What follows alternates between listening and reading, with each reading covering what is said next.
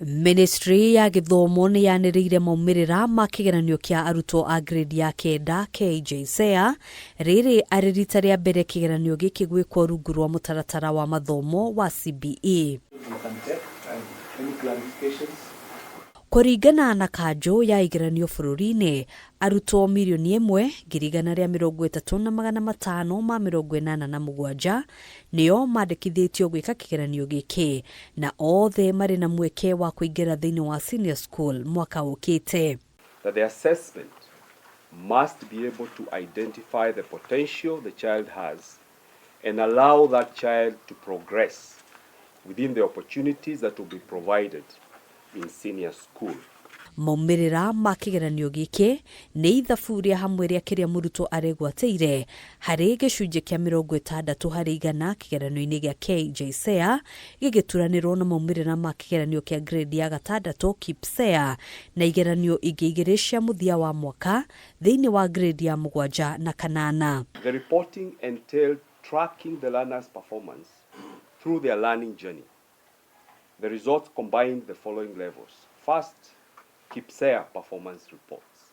This is what they sat for when they were in grade 6, and that accounted for 20%.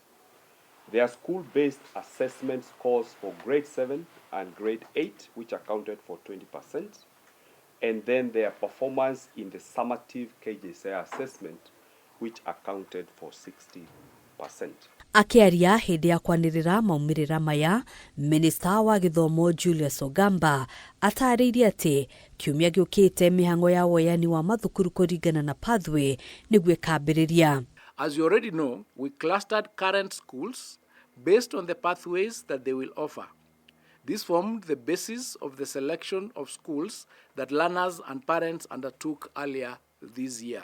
The placement exercise will start next week and is expected to be completed by the 20th of December 2025. For us to be able to place these students equitably, we have adopted the CRA formula of revenue allocation to be able to distribute as fairly as possible students from across all counties in all the 4 categories of schools. Mwadiki mukaru ministry-ini ya Githomo Julius Bitok na akiagitariria ati thutha ucio aciari ni makaheo ihinda ria kiumia kimwe gwikia ihoya ria gucenjia thukuru angikorwo matigakorwo maiganire na thukuru ria mwana etitwo.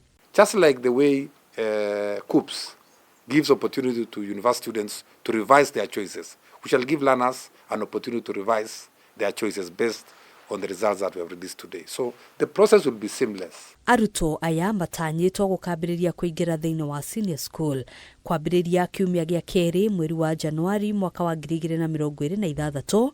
Ministry ya Githomo IKIUGA marehi ma fithi mationgereirwo. Grade 10 learners will be expected to report to their respective senior schools starting from the 12th of January 2025. We wish to emphasize, for the avoidance of doubt, that there has not been any revision of boarding fees or any other fees payable by learners in our school. That our teachers are ready and prepared to receive the grade 10 learners in senior school. Retooling of teachers for senior school is ongoing, and once we complete, the teachers are ready to take up the learners that are transitioning to senior school. Handũ-inĩ ha KAMEME TV, njĩtagwo Ngina wa Wadurwa.